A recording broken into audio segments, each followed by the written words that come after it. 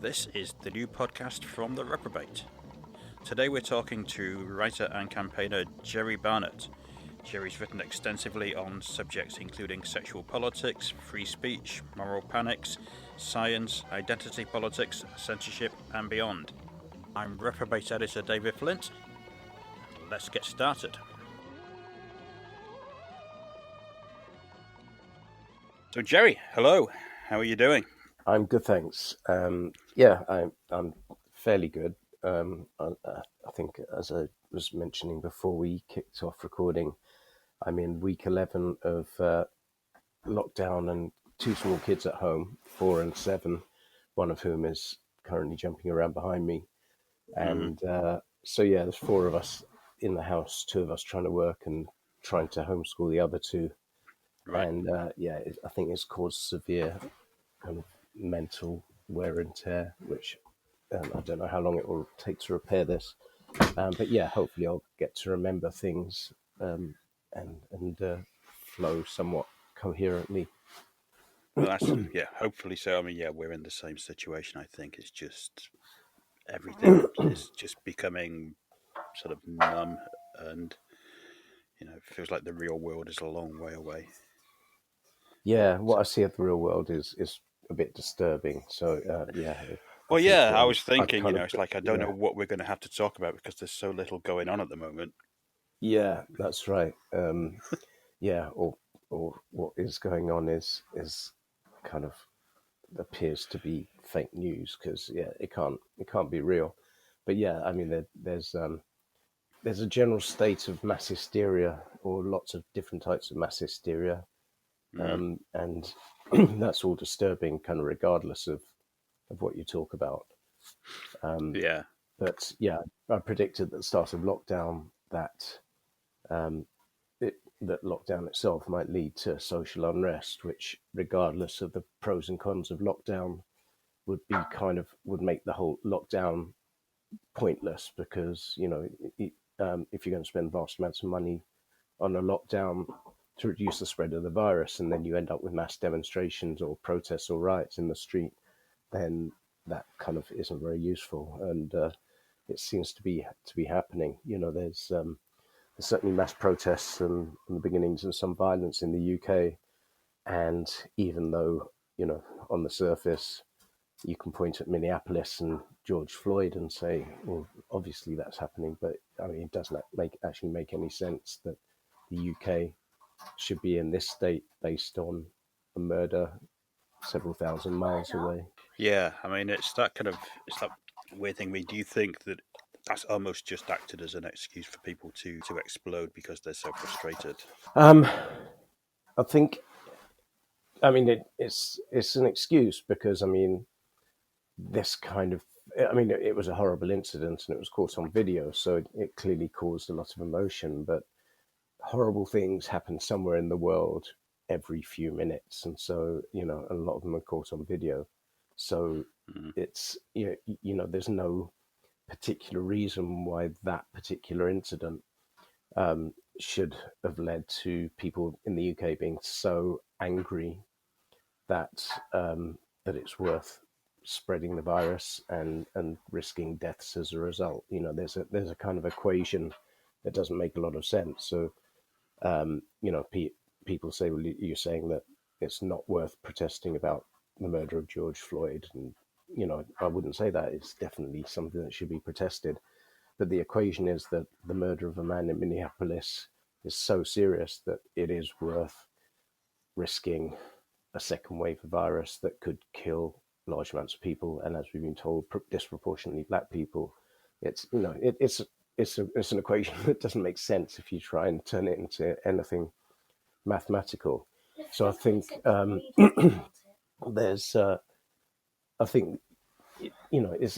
lockdown and the weirdness around that and the general anger around that is part of what's triggered this off. But actually, the roots of this go back a long way. There's the culture war that's been slowly building for years, that in the UK was exacerbated by Brexit. It's been exacerbated by Trump. It's been exacerbated by the collapse of the Labour Party, which led to Boris Johnson being in power, which has led to a whole load of and I'm not a Tory. I've never voted Tory, and I think Boris Johnson is one of the people I'd have least liked to have seen as prime minister. But then this leads to the kind of there was during the election there was the whole kind of people trying to formulate Boris Johnson's a racist narrative, which was based on two out of context extracts from two articles he wrote kind of 15, 20 years ago. So, it was incredibly weak, but it was the culture war needed people to make Boris Johnson into a Nazi, because if a Nazi is elected prime minister, then A, democracy can be ignored because democracy has gone wrong, and B, it means that everyone who voted for Boris Johnson is now a Nazi. So, this febrile atmosphere has just grown and grown. And then with the start of COVID, then Boris Johnson wasn't just a Nazi, he was a mass murdering eugenicist because of, some confusion over should there be a lockdown and when should it be and so on. So, every incident just feeds into this mass hysteria, basically. I mean, it's interesting, isn't it? Because, you look at, I see this with some people criticizing Trump over the whole COVID lockdown as well. That they talk as if these are the only countries where people have died. I'm writing an article at the moment, or trying to, when my children aren't jumping on my head, about the misuse of COVID-19 stats and how, this is a general game actually on, on both sides of politics, that you cherry pick the data that fits your narrative rather than look at the data and work out what it means. That's an old problem, and most people don't understand stats. But COVID-19, the pandemic's been especially bad. So they will look for data that shows Trump is evil and Boris Johnson is evil, and obviously ignore the data that that suggests otherwise. I noted that, one kind of amusing little thing was that there's this whole narrative about Dominic Cummings, who's Boris Johnson's advisor, being a Nazi eugenicist. So they need information they need kind of facts to back the idea that he's a Nazi eugenicist. And so they started accusing him of preventing a lockdown in the face of expertise. And then a piece of information came out that actually scientists have been reticent to advise a lockdown back in March.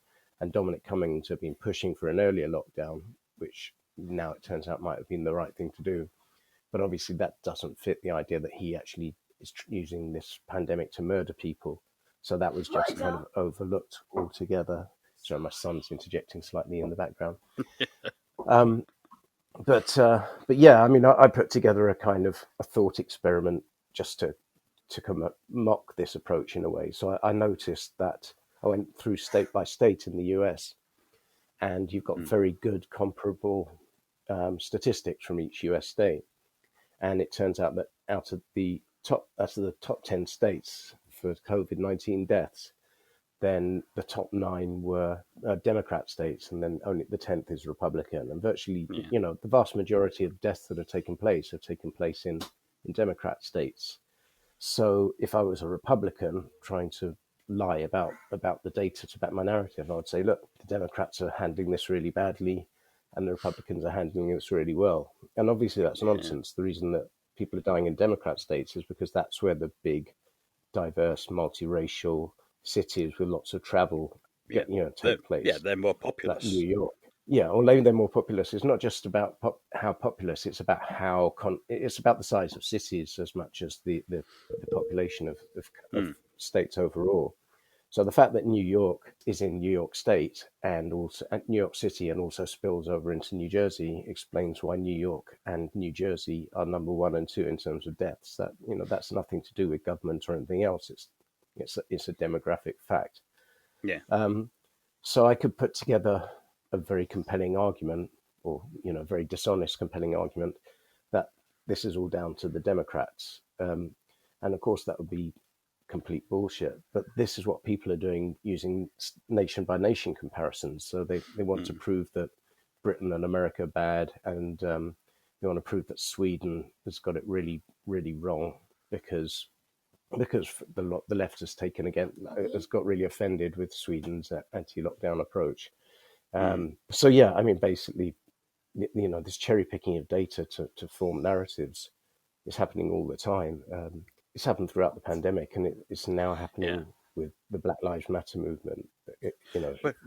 But it's interesting with the whole COVID stats as well, that obviously different countries are listing causes of death in different ways. Like whether you've died with COVID or of COVID are two different things, but sometimes they're getting lumped together and sometimes they're being separated out.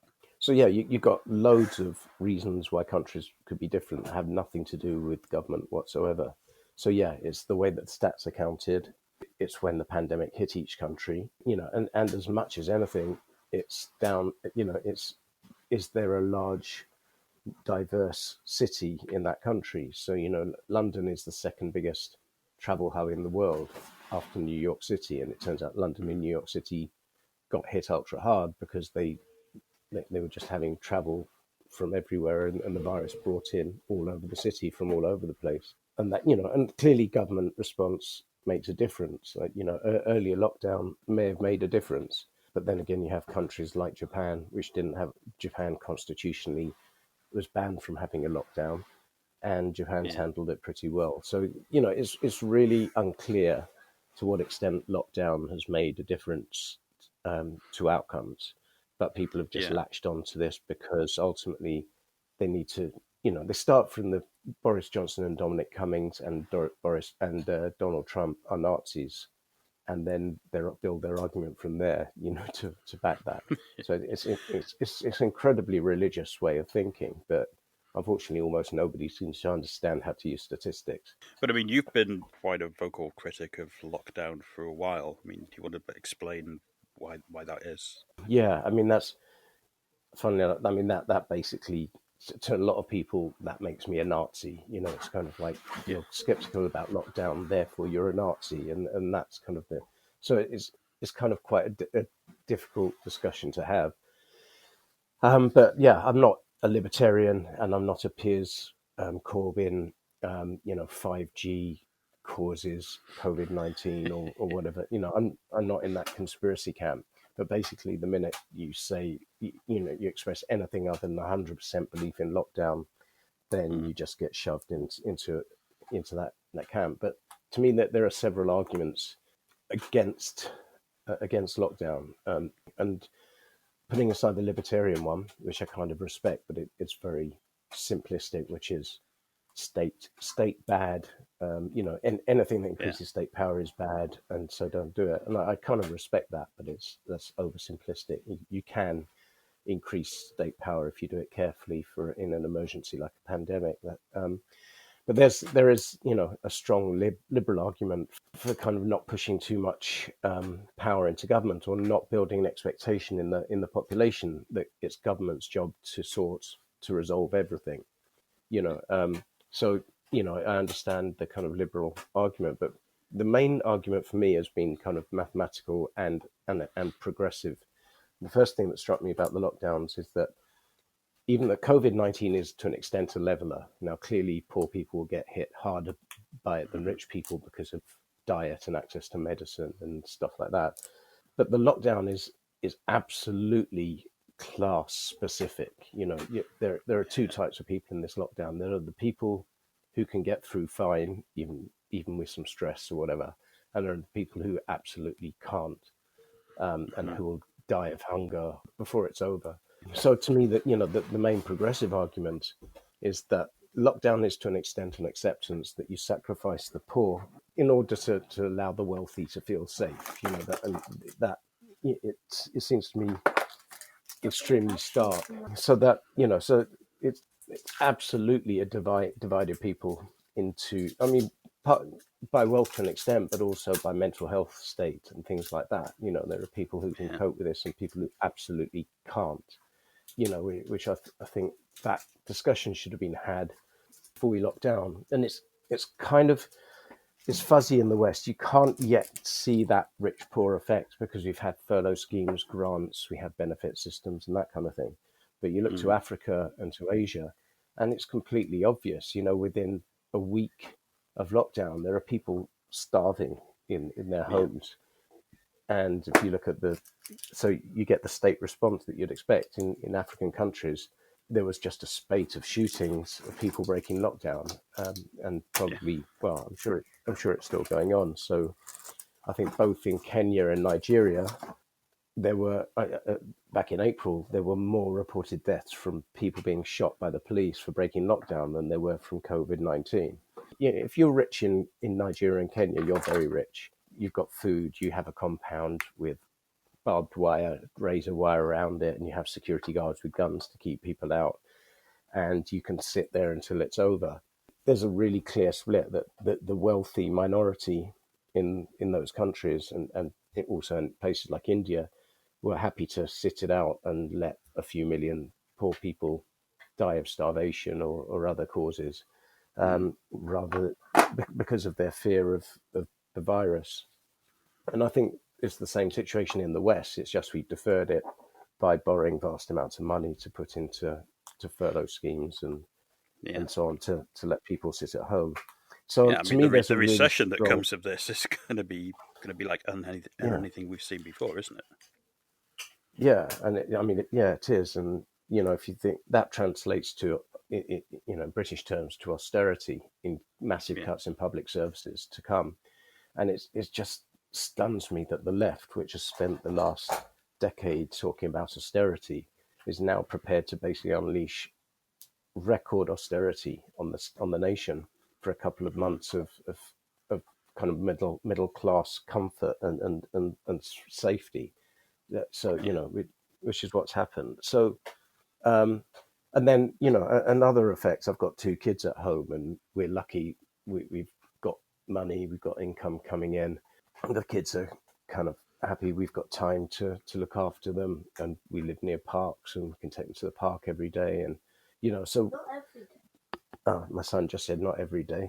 Yes, every yeah, day. Yeah, and but we're in a very lucky situation, and I can see even on them the effect it is having for not having a social life, not having access to their friends. It's quite hard on the kids. But then I live in a fairly poor part of London, and you can just see in homes that are single parent, or where there's a parent is mentally ill, or there's financial difficulties in the home, then it's just horrific. And I know one woman who took her kids out of school early because she was worried about the virus. There were 5 of them in a home, in a small house, and then domestic violence started. So she then becomes a victim of domestic violence, and it's just escalated in a kind of way that it was predictable in so many homes. I know another woman who's kind of severely depressed, and I meet her at the school gate, and she kind of barely gets through her day because she can leave her child at school from 9 to 3:30. That's part of her survival mechanism. And people don't get, schools are absolutely more than education in this society. They relieve people who simply could not cope with life, if they didn't exist, and suddenly they've just been yanked away. It's kind of like when the government advice was, if you show symptoms, use a different bathroom to everybody else. And you think, how do they think people live? How many bathrooms do they think most people have in their house? Yeah, I think we'll split the family into the West Wing and the East Wing for the remainder of lockdown. Yeah, so I mean, it's just for the people I know from the local mums, and because we're involved in the school and stuff, I can just see how many people would have been tipped over the edge within the first week or two of lockdown, let alone week 11. So that's really worrying, and the effects on the kids. I mean, the kids' mental health is just incalculable. What's the damage that's being done, and how long it's going to take to resolve that in the long term. So that's a kind of progressive case that lockdown is a decision to harm the poor and the weak for the rich, and I think that's morally dubious. The other thing is just the straightforward mathematics. There doesn't seem to be very strong data that lockdown has made a huge difference. That once populations realized what was going on and individuals began to be scared and start working from home or stop using public transport, or so on, then that has an effect anyway. So in like societies where people have just been left to make their own sensible decisions, and businesses have been left to decide whether they're going to stay open, and if so, then how they're going to change their behaviors and things, then the curve has flattened. There's nowhere where the infection rate has kept shooting up, even when there hasn't been a lockdown. So it's very hard to say what difference the lockdown's made. I'm not saying it's completely useless. I think the lockdown in the UK probably reduced cases more than would have happened without a lockdown. But in practice, I don't think there was a massive difference between the two. And I think also what we have now at the moment is this other kind of mental health problem with people now fearing coming out of lockdown. They're kind of used to being locked in, and they're worried about going back into the outside world.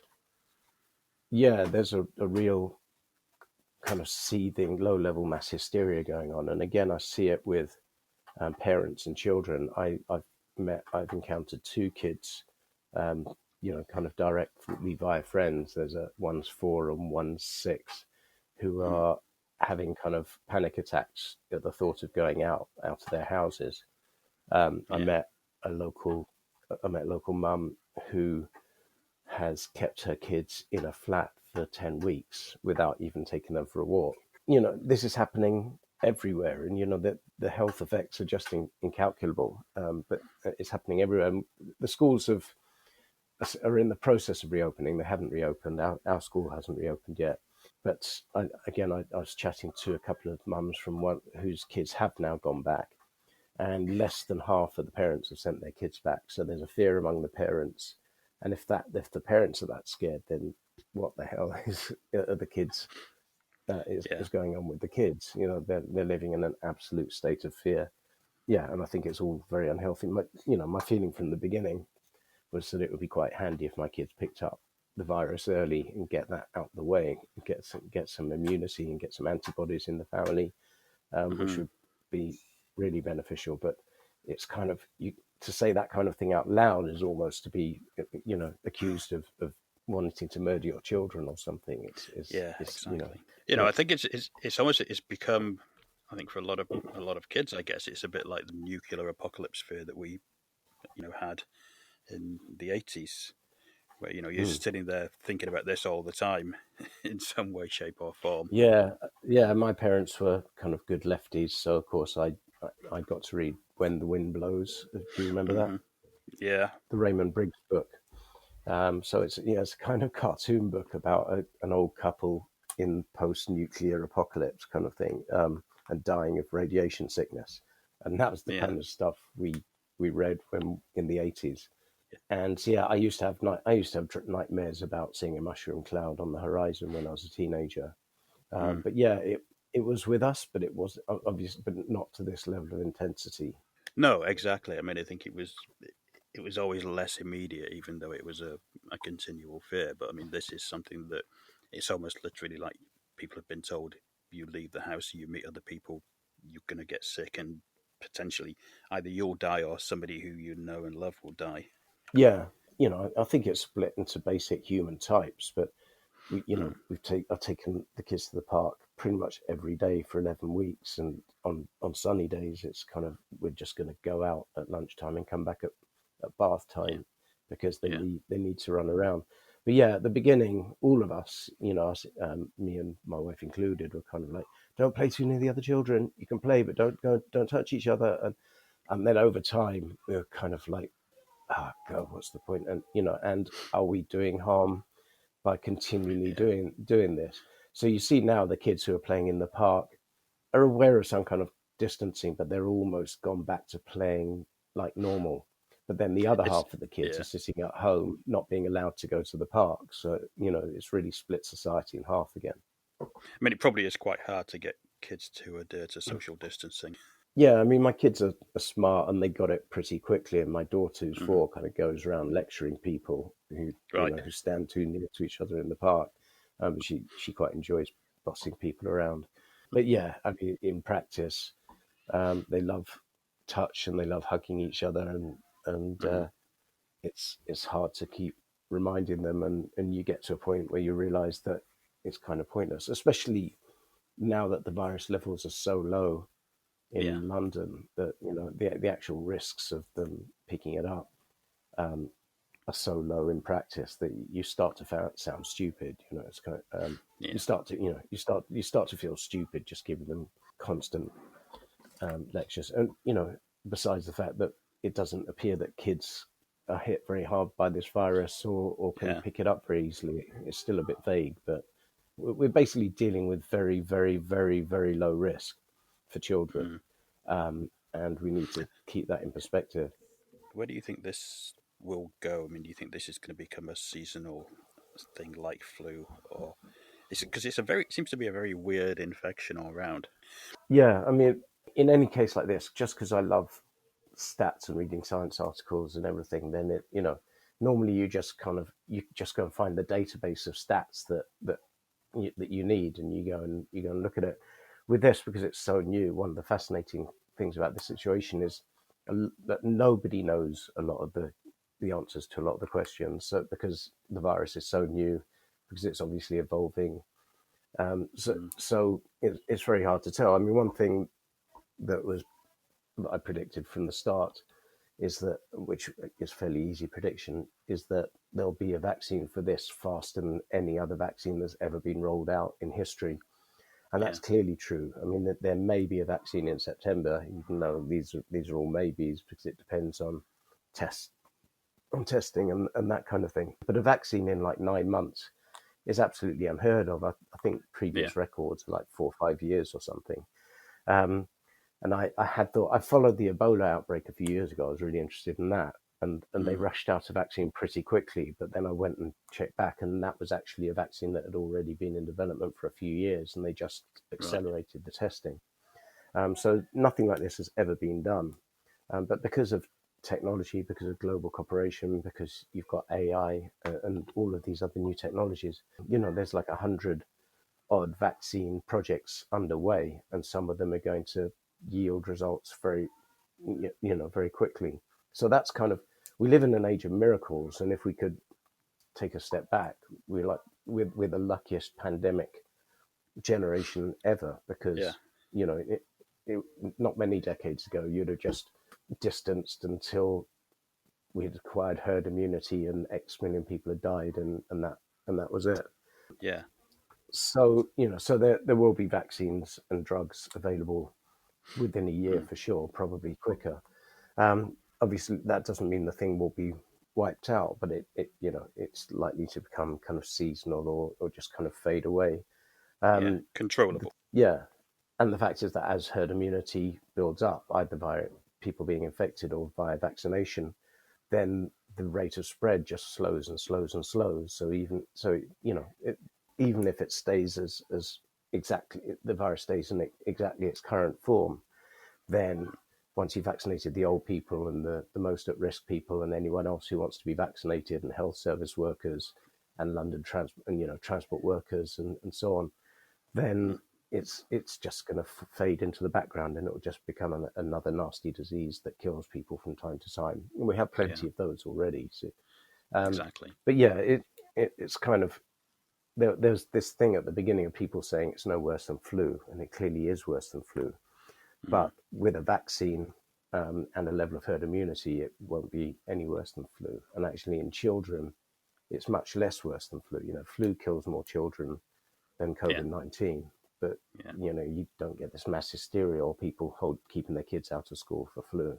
I mean, it's the fear of the new, because, I mean, we went through this with swine flu. I remember the same apocalyptic predictions. Obviously, that didn't pick up in the same way in the UK. But, there was still the mass panic about it. Yeah, I remember people buying Tamiflu, and I didn't, and it was kind of cussing people who were. But it was an understandable thing to do, but at the same time, they were creating a shortage of the drug that was needed in the health service and so on. But there was, it didn't really happen. And SARS, and as I say, I followed Ebola. Ebola is a different matter altogether. I think it kills about 50% rather than 0.1 0.1% or whatever, 0.5% or whatever. So it's like 100 times more dangerous than COVID-19. I knew some people in Sierra Leone, and I was kind of watching via Facebook groups, this thing roll out, and it was absolutely horrific, and people don't understand the level of international effort it took to get it under control. And now there's a new Ebola outbreak in Congo, so we've got to keep an eye on that. Yeah, But yeah, I guess airborne Ebola is the nightmare situation, isn't it? yeah, airborne AIDS is the other one that people are always looking out for. Airborne HIV. But yeah, it's there's a pandemic is bad. We need to distance and protect ourselves. But what's frightening is the way that society is just riven in two along the lines that have been drawn over quite a few years now. That's the scary bit. That's what I was going to kind of come on to, because obviously you started off working in the porn business, and the book Porn Panic is about moral panics in general, but obviously it's called Porn Panic, and so you're coming to it through the censorship route. I don't know, what would you call it, an interesting journey? I mean, obviously I'm sure these are all things that you've been interested in personally all along, but to actually discuss this kind of thing more and more. Yeah, I just became interested in the mechanisms of moral panic and how fear is used as a lever. And actually, in the case of porn, my book very much follows the anti-porn feminist movement, which is continually coming up with horrendous stories about child abuse, rape, and everything else that they can throw in to make people scared about porn. But actually, the public was fairly indifferent to all of that. There was the public basically didn't believe that story or latch onto it. You had the campaigners who hated porn who were generating these stories, and then the media who are quite happy to pick it up and report it because it's it's nice clickable headlines, and politicians are then bounced into into believing, or and again, some of the politicians are self-motivated, and other politicians are just ignorant and believe that there's an epidemic of rape being driven by porn or whatever. So you can see, almost without the public being interested or aware, you can have laws brought into being that are very draconian, and they kind of come about by accident, and you don't really realize till you look back, what's happened.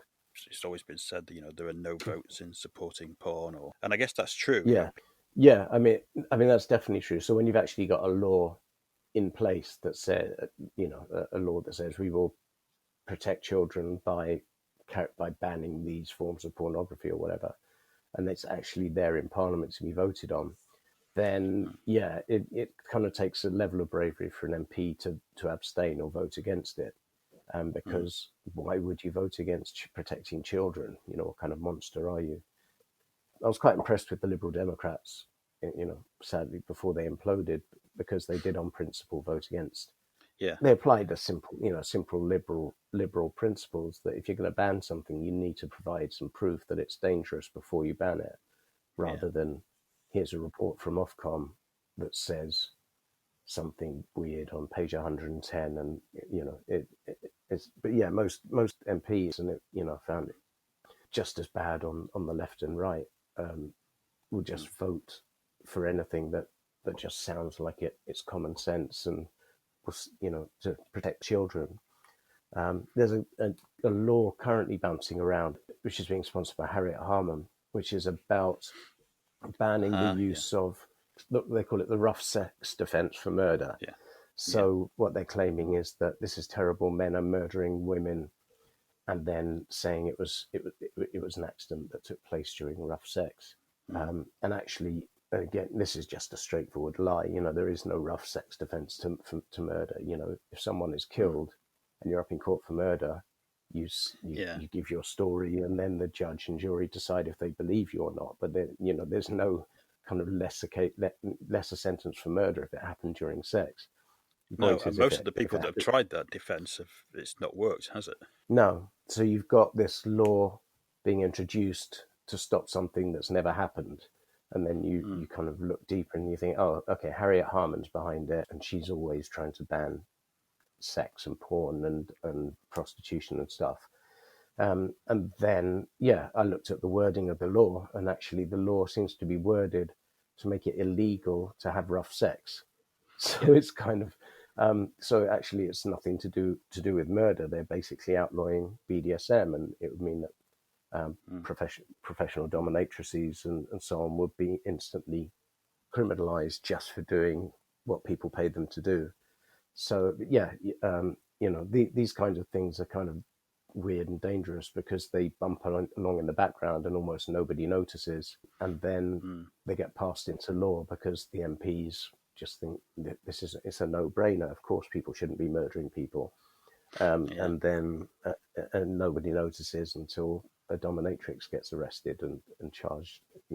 But they're very good at doing this whole thing of making it sound very reasonable. I mean, I think the extreme porn laws with the same thing, where this will only pick up the most extreme, terrible cases, and there'll be hardly any prosecutions, and then suddenly there are people being prosecuted over cartoon tiger sex. Yeah, and fisting was kind of one that. So the laws are drafted so that the average person would just read them and think, yeah, that's reasonable. So you're not allowed to cause harm to someone's genitalia. Well, why would you want to do that? Until you realise that actually, people might get arrested for using a large vibrator, and then you have to produce a medical witness in court to say that large vibrators do not harm vaginas, or genital piercings, and that kind of thing. And so, it's basically outlawing. It's basically a way of repressing just the kind of more libertine people, or the kinksters, and the people on the edge of society who just do stuff a bit different. But I mean, do you think that the pro porn and the pro sexual liberation side has got any better at countering this and campaigning against this? I mean, there's yourself, but every time campaigns and organisations start, they seem to just fizzle out within a couple of years because people get bored, and that's why I think that the opposition always wins, because they are determined and they never go away. Yeah, I mean, Backlash was formed as a campaigning group to defend kinky sex, and that got a fair bit of traction because there's a tight community around the kink scene. So they got a fair bit of support, and they raised money and so on. But it is hard to keep things going. The other thing is that campaigners also kind of tend to tell porkies, because a lot of campaigns are funded by Patreon donations and things. So you get these campaigners who say, you've never heard of, who say, I single-handedly stopped this law from being passed, and they're actually just talking, it's just actually a pitch to get more Patreon funds. So what we learned during the porn panic kind of years was that the British public doesn't really care, and actually it got to the point where radio presenters kind of were on our side. And it all got easier and easier. So in the early days, I'd go on the radio and they say, surely 27% of 13-year-olds are looking at blah, blah, blah. Surely you're not defending that, so you'd have to face, you were the person defending the children looking at porn, or, that's that was the way they pitched it. Whereas by the end of it, they were saying to politicians, surely nobody minds about, people look at pornography anymore, do they? So I think that everyone just got bored of it. I mean, what worries me much more is just the constant drive towards authoritarianism and mass hysteria, in which things are going to happen very, very quickly without much control. And it's, I'm far less worried about the British state trying to grab power than I am about the British state being massively undermined by just herd movements, by this endless witch hunting. It's not so much. I'm not a fan of Boris Johnson, as I've said, but it's the fact is that Parliament appears to be becoming weaker and weaker, and being driven by these movements that are taking to the streets and to Twitter. So that worries me, because in a moment of authoritarianism, you could have all that stuff banned that they've wanted to ban for years: strip clubs and pornography and BDSM, sex, and everything else. That could happen in an instant, not because the public was interested in it, but simply because these kind of new authoritarians have seized power. I mean, it's So interesting that that you have this constant belief within the media that, and I guess with politicians as well, that Twitter somehow represent the public opinion, despite the fact that election result after election result proves that it doesn't. Yeah, well, it doesn't most of the time, but sometimes it does, and we're getting more and more to the point where there are unsayable things, and that kind of starts on Twitter, but it spreads out into the general public.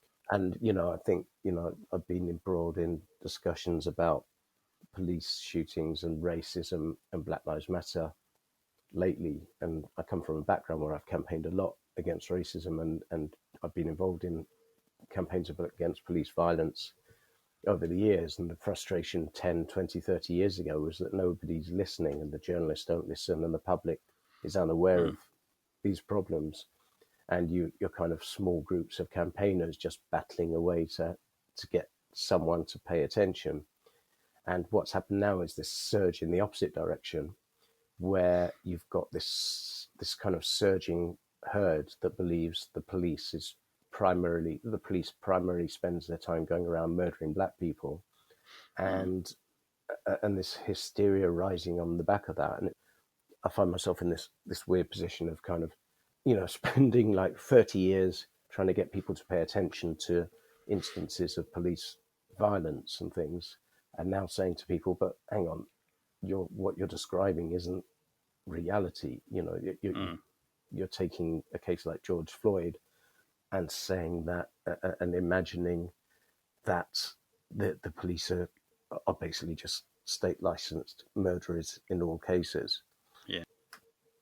Sorry, I think I went off on a slight tangent there, but that's good, because I was kind of thinking that I suspect that you're probably in the same situation that I am, that you don't think necessarily that you've abandoned the left. Your ideas haven't changed at all. It's just that what the left has become something very different now. Yeah, and they've kind of dug up all the narrative from the 60s, 70s, 80s and made them into stories, fairy tales, and then created a herd movement that will literally do anything and attack anything. And one danger now is, I've always been fairly skeptical about the police and very aware that the police need to be more accountable than they have been. I've campaigned in the past for cameras to be put inside police vans because they used to beat people up in police vans. Yeah. Cameras to be put in police cells because they used to beat people up in police cells. Absolutely. Making sure that, in the old days, even if they had cameras, they would, quotes, lose the tapes, Yeah, or they wouldn't be working. Yeah, that's right. Whereas now you've got this digital technology, you've got cameras everywhere, a police car dashes and on lapels and everything else. And a lot of police, and it casts a light on police behavior. And what I gradually realized over the past decade or so was that we on the left were exaggerating the extent of how bad police behavior was. We were focusing on all the worst cases. Yeah. But there were bad cases and there were terrible cases. And I've met families of people who were probably murdered by the police. Yeah.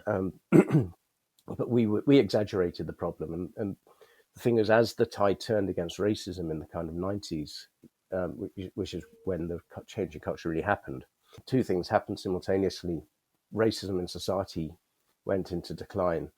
Police behavior improved because they were professionalized and required to and monitored much more closely. And then at the same time, there's the old anti-police narratives went into overdrive and multiplied by 1,000, and the anti-racism narratives multiplied by 1,000. So you now have the situation where it's very hard to find serious cases of day-to-day racism, but large amounts of people believe that there's day-to-day racism all the time, and that is the only experience of ethnic minority people, and that basically ethnic minority people can only be described by their experience of hideous racism, which traumatizes them all day long. And it's so it's the narrative has completely lost track of reality. And I had a little Facebook rant on my Facebook page yesterday, which is sex and censorship. This whole issue. One of the dangerous things is that the left is now trying to basically cripple the police and take them out of the poorest areas, which have the most violence. And this isn't an overt call of the Black Lives Matter movement. So in their imagination, the main thing afflicting poor communities is the police. And in reality, the main thing afflicting poor communities, other than poverty itself, is vast amounts of violence, which the police have to deal with because no one else is dealing with it. But you also have this narrative that you can no longer talk about any violence against black people unless it's done by either far-right racists or by the police. So this narrative has become extremely racist because basically this movement is there saying, stop paying any attention to the murders of young black men because that's none of your business unless it happens to be done by a police officer. And like there was a shooting in Harlesden last week. I grew up around there. I have friends around there and family. And I don't know if you heard about this. There was a street rave that kind of went viral on Twitter in Harlesden. So there was kind of 500 young people got together in Harlesden, had a street rave, and the police tried. This was kind of a fairly blatant breach of lockdown. The police turned up, and they were attacked and so on. But then there were two local kind of gangs, so it's very tribal, and you've like everywhere in London. So you've got the Church End people and the Stonebridge people who live a mile apart, kind of hate each other, and some Twitter war broke out between them. And some guy drove from Stonebridge. This all happened a few days ago. A guy drove down from Stonebridge to Church End and literally opened fire on the first people he saw, which happened to be two men, a woman, and her 2-year-old son. So so 4 people got shot, and one of them is the cousin of a friend of mine. He got shot in the leg. So I think the 2 men are kind of okay, but the woman was hit in the back and is very seriously injured, and the toddler was shot in the head, and so he's in an induced coma, I think. Fuck. And this is the kind of thing that happens fairly regularly in parts of London that you're suddenly not supposed to talk about. And the people who tell you not to talk about this call themselves anti-racist. And it's just insane. It's utterly insane. We haven't had, we have about 1 police shooting a year, and usually with fairly good reason. And yet we're not allowed to talk about people killing black people because the self-appointed spokespeople have decided that that's not the issue. So we have the only people who are dealing with this are the police, and the police are called racists for trying to deal with something that's disproportionately killing black people. And it makes no sense. And yet, you will be attacked for trying to talk about it. But it's weird, isn't it? That the more it's lessened, the more people look for more of it because their entire existence is based around finding this kind of thing and being annoyed by it. Quite often making money from it as well. Yeah, it's the vested interest that drives it because ultimately, if something doesn't make sense, then you have to kind of follow the money to an extent. And so there's what I've written about before. I called it the racism industry, and other people have called it the grievance industry. But it began in America. So what was the civil rights movement in the 1960s evolved during the 70s into an industry in which every single shooting of a black person, basically anything that could be pointed at and blamed on the police or on racism, then it became a media circus and an opportunity for people to get out there and put their faces on camera and make money. Al Sharpton is the famous one in the US.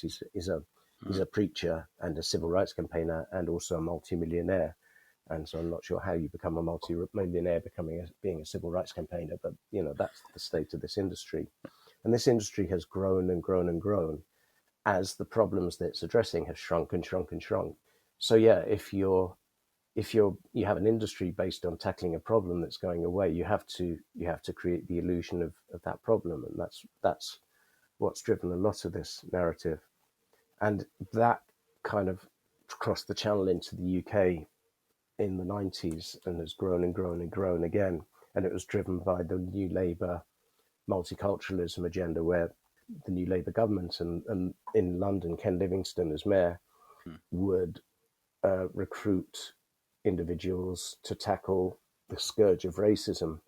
But these individuals, obviously, they were often kind of anti-racism activists who suddenly put on $100,000 a year salary as a race advisor, and obviously to keep their jobs, they need to find worse and worse and worse cases of racism to keep the whole kind of gravy train moving. And and that's kind of, and now it's kind of infected the public. And it, I went through London yesterday. I've seen a lot of the Black Lives Matter protesters, and I think it's cool that people want to protest against this stuff, but it's a mostly white movement, very middle class, young white middle class people. It's racially mixed, but it's predominantly white, and they believe they're fighting something that they can't really put their finger on.